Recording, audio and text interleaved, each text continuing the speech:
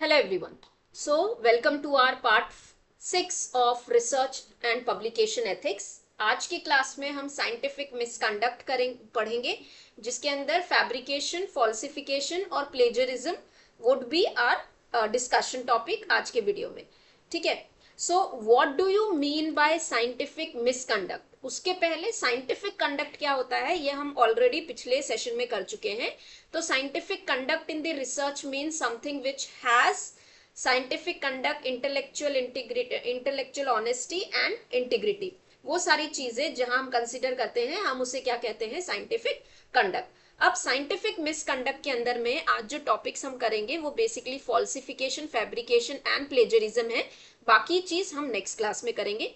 ठीक है. तो सबसे पहले एग्जाम में जो आपको क्वेश्चन पूछा जाता है, थ्योरी लिखनी होती है. The question is like what do you mean by scientific misconduct and explain FPP, what is fabrication, falsification and plagiarism. And ऐसे भी आता है explain the difference between the three or explain the difference between fabrication and falsification. तो answer कैसे लिखना है वो भी मैं आपको बताऊंगी.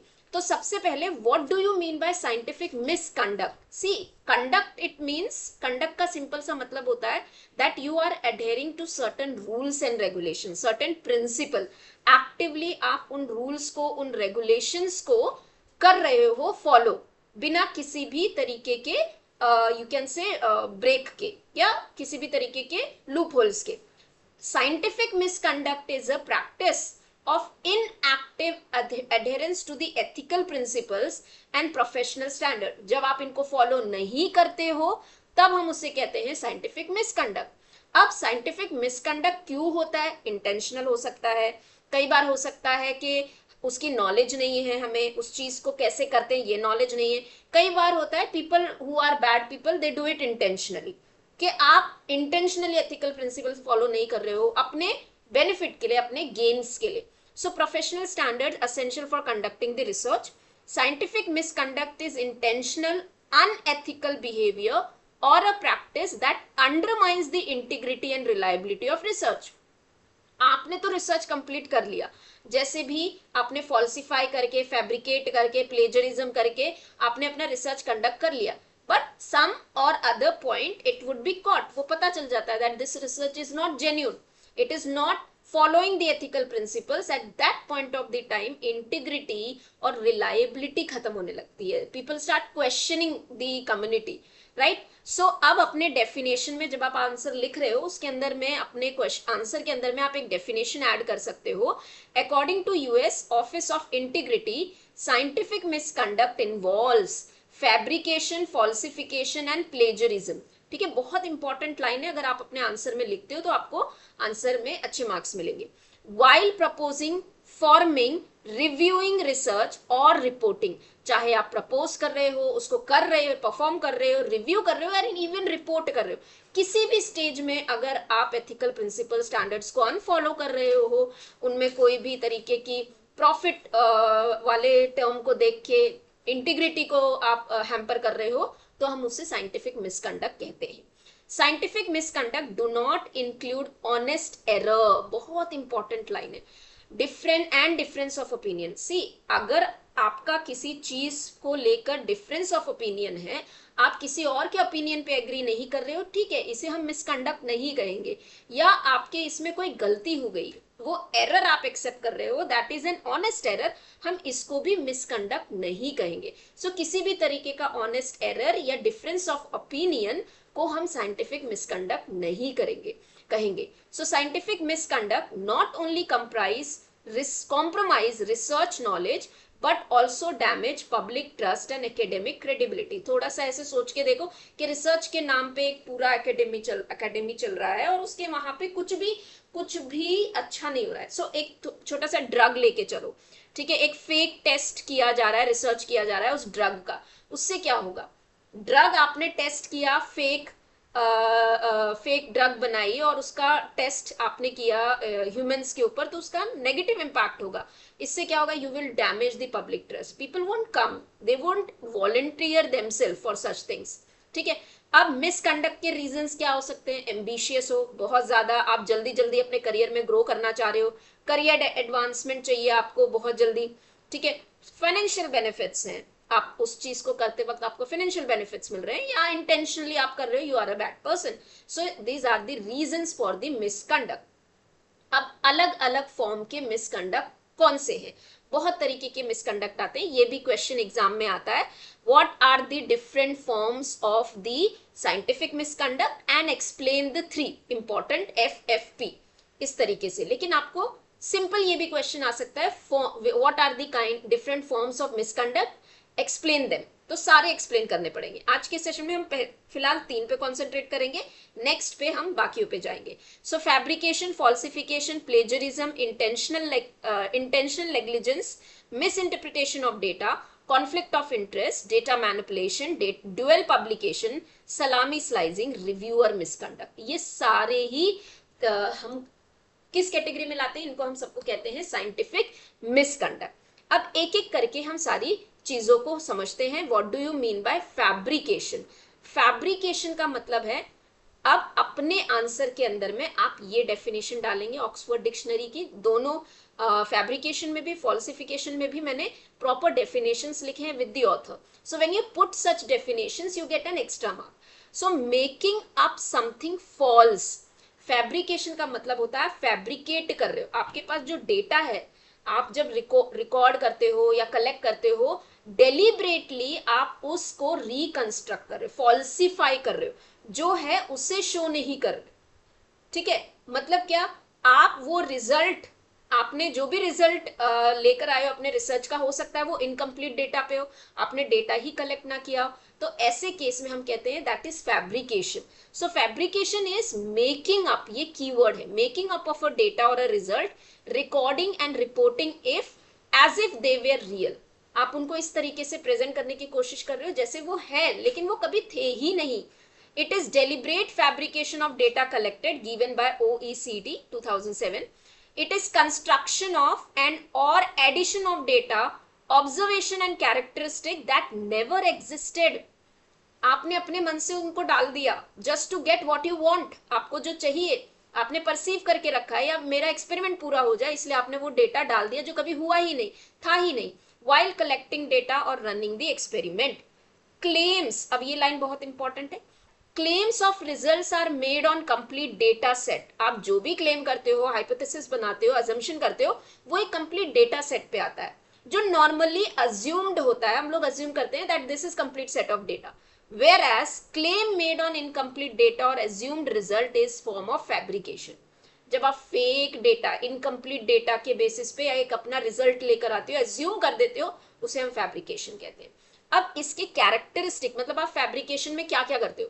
फिक्शियस डेटा पॉइंट कुछ एंट्री कर दी जो है ही नहीं, इन्वेंटेड फाइंडिंग्स, अपनी ही फाइंडिंग्स आप लेके आ रहे हो और एंट्री कर दे रहे हो. जैसे आपने एक सर्वे करवाया, उस सर्वे के अंदर 70% या 10% हाँ कह रहे, ठीक है, और आप उसके अंदर में कुछ एक्स्ट्रा डाल दे रहे हो, इन्वेंट, जो कभी था ही नहीं.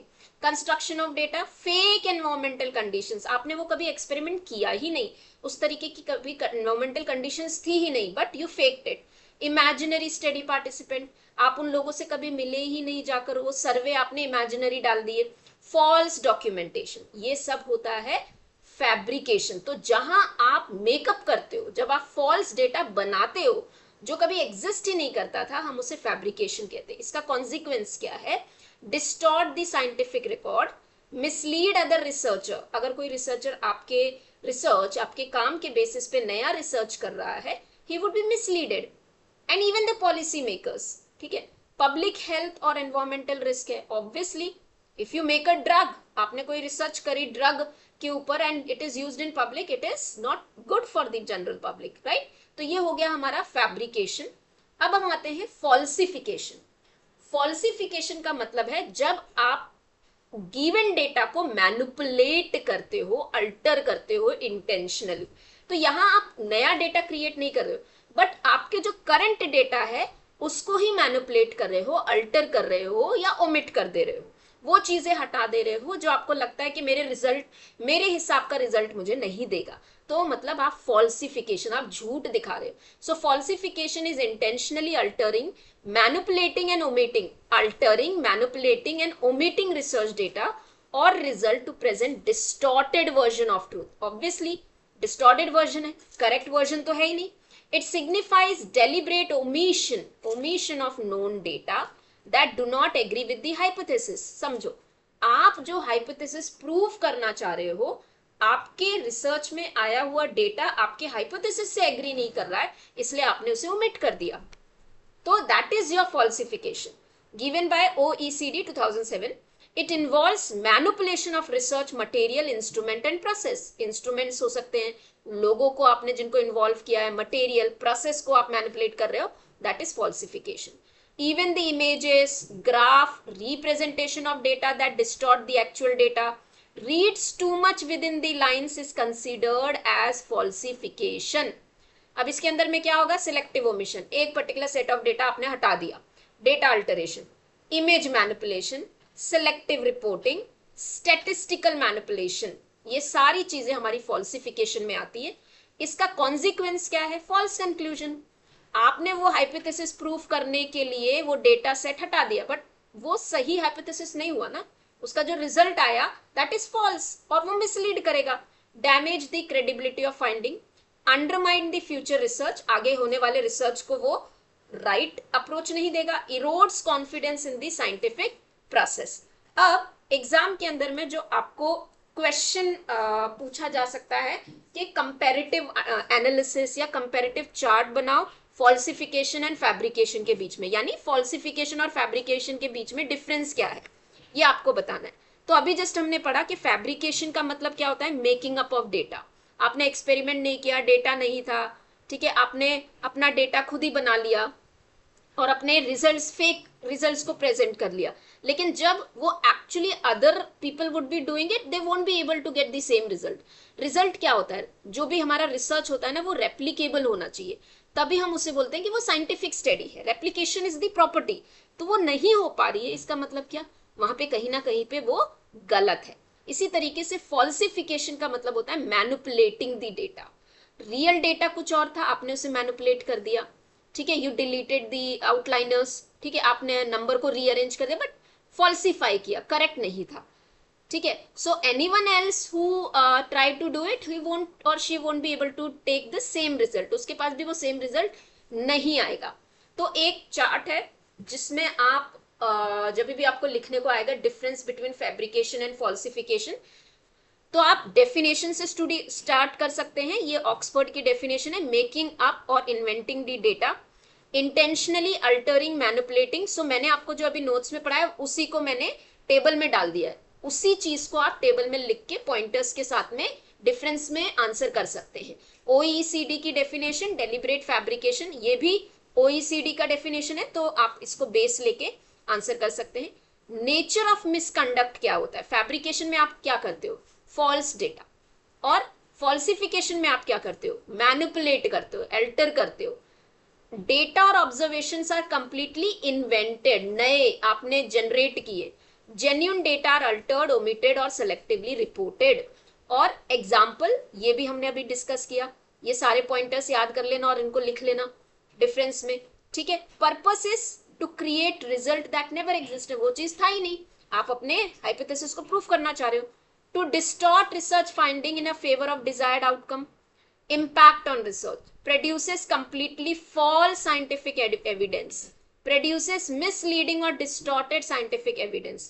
Major causes, consequences, मैंने आपको अभी पढ़ाए थे. Same pointers आप याद कर लेंगे और यहाँ लिख लेंगे, ठीक है. Simple meaning क्या है?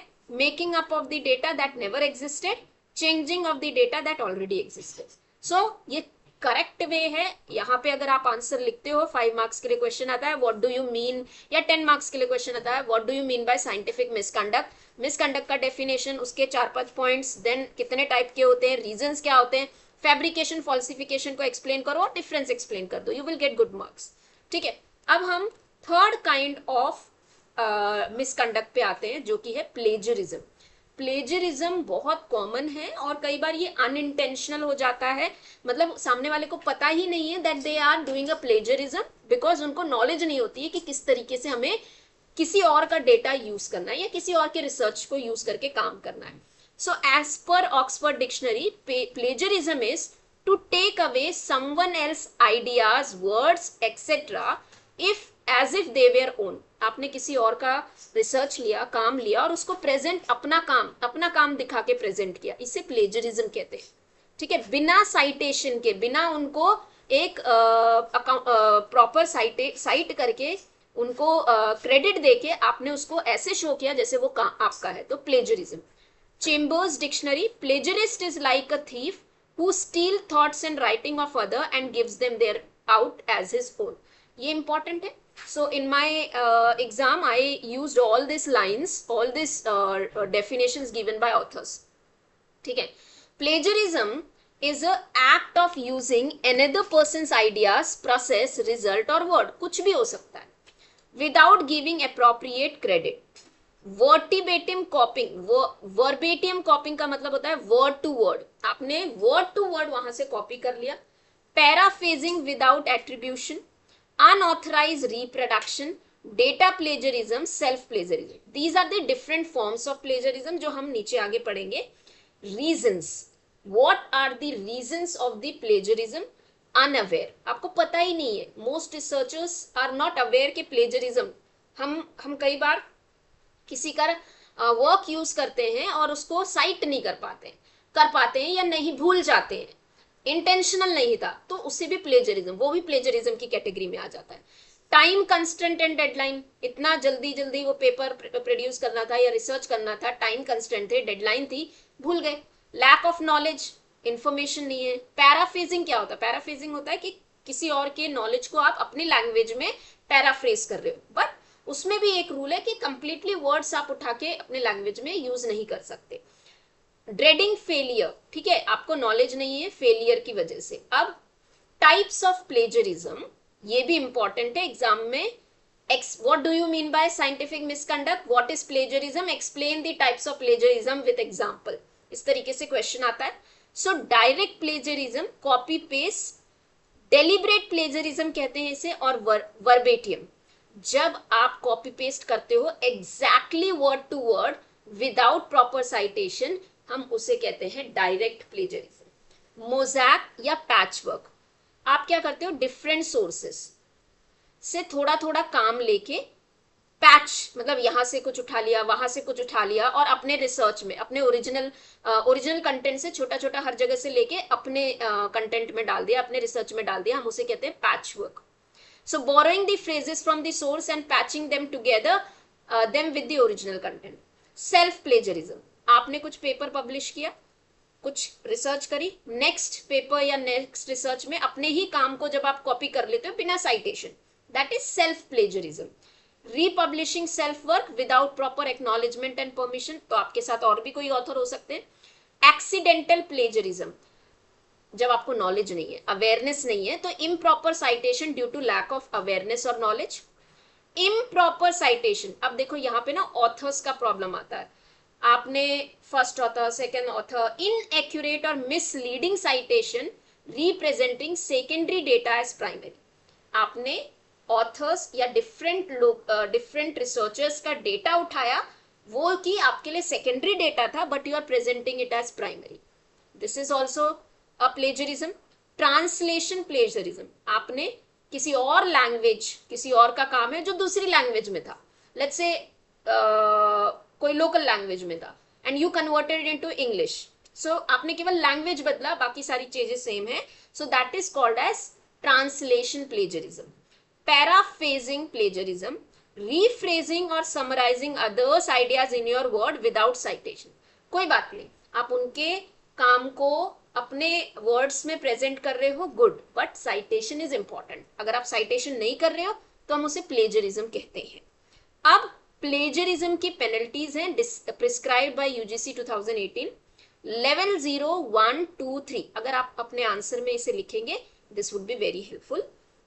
0 लेवल का प्लेजरिज्म यानी अप टू 10% प्लेजरिज्म, जिसके लिए कोई पेनल्टी नहीं होती है।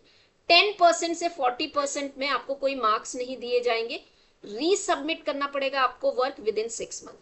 टीचर यानी जो गाइड होता है, withdraw the manuscript, you have to withdraw your manuscript and you are not allowed to guide for at least 1 year. Level 2 में 40% to 60% no mark given as an research scholar, Submit your work after 1 year but not 18 months. Teacher, withdraw your manuscript, not allowed for 2 years. Denied right for 1 year annual increment. आपका increment नहीं होगा 1 साल के लिए, और 2 साल तक आप कोई भी सुपरविजन भी नहीं कर पाएंगे, किसी को सुपरवाइज भी नहीं कर पाएंगे. Level 3, above 60%, no mark given, his her registration would be cancelled, course would be completely cancelled. Teacher, withdraw, not allowed for the 3 years, 2 year of increment is stopped and 3 years no supervision. So यहाँ not allowed मतलब आप 3 साल तक किसी भी तरीके का research, teaching या रिसर्च नहीं कर सकते.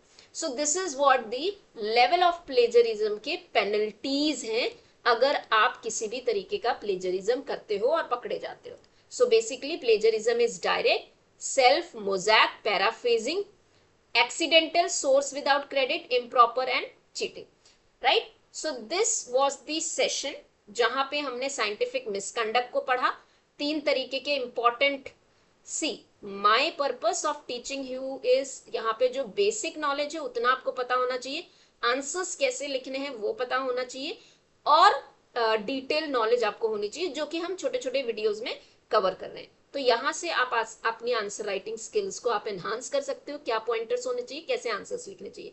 Fine. So that was the session for the day. Next session में हम इसके बाद के साइंटिफिक मिसकंडक्ट को डिटेल में पढ़ेंगे. Thank you so much.